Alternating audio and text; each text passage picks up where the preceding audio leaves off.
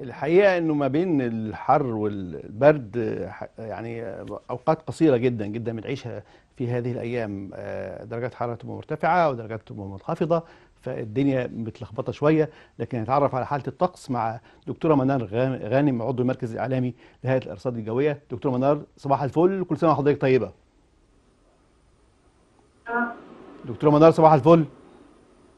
صباح الخير يا فندم، اهلا بحضراتكم واهلا بكل الساده المشاهدين. دكتورة منار، يعني الجو هذا المتقلب، يعني نعيش فترات هو متقلبة. للاسف بس مش سامع الصوت كويس. يا دكتورة سامعاني كده يا دكتورة؟ الو يا دكتورة منار؟ الو الو الو الو. ايوه يا دكتورة، سامعاني يا دكتورة؟ لا انا مش سامع الصوت، طب بعيد جدا. يا ريت احنا عاوزين تقرير عن حالة الجو هذه الايام يا دكتورة. طب خلينا نقول وفقا لتوقعات الهيئه العامه للارصاد الجويه، احنا خلال هذه الايام بنشهد اجواء شتويه مستقره بشكل كبير، لكن كمان بنشهد انخفاضات ملحوظه في قيم درجات الحراره، قيم درجه حراره اقل من المعدلات الطبيعيه للوقت ده من السنه.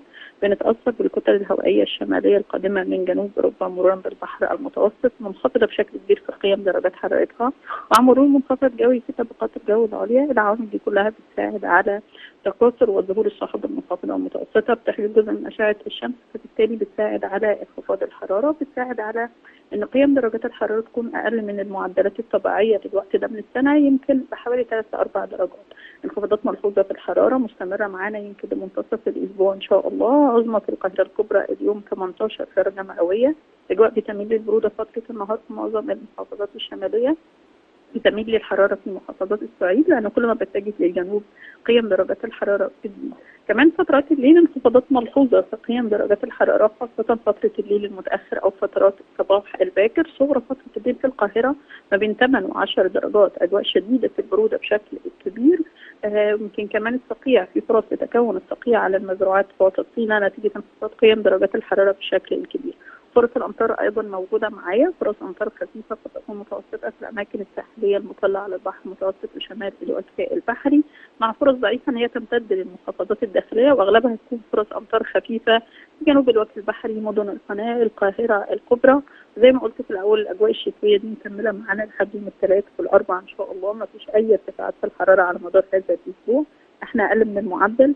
يمكن معايا الاربع والخميس قيم درجات الحراره ترجع للمعدل اللي هي ال 20 وال 21 درجه مئويه، فبالتالي لسه الحمد لله معانا الاجواء المعتدله والمنخفضه في الحمد قيم لله. درجات حرارتها في فترات النهار، والبروده الشديده في فترات الليل. تاثير الشبوره المائيه خفيف على الطرق الزراعيه السريعه القريبه من المسطحات المائيه، فانا باكد على الملابس الثقيله على مدار اليوم، خاصه فتره الليل، فتره الليل المتاخر والصباح الباكر، والمتابعه الجيده للنشاط الجوي.